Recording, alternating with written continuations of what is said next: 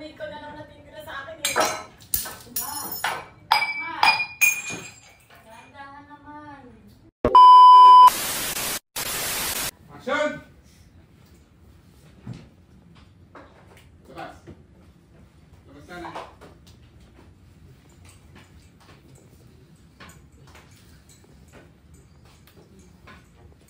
Ma! Kamusta yung lakad mo ka ha? Okay naman. I-contact ka ng kapatid mo. Makakalabas na raw yung pagaling mo kapatid. May nag-message kay Ivy. Saka yung isa mong kapatid na sa ibang bansa. Dito na naman nililaki sa Pilipinas kasama ng pamilya niya. Ano hindi ko maintindihan yung kapatid ko.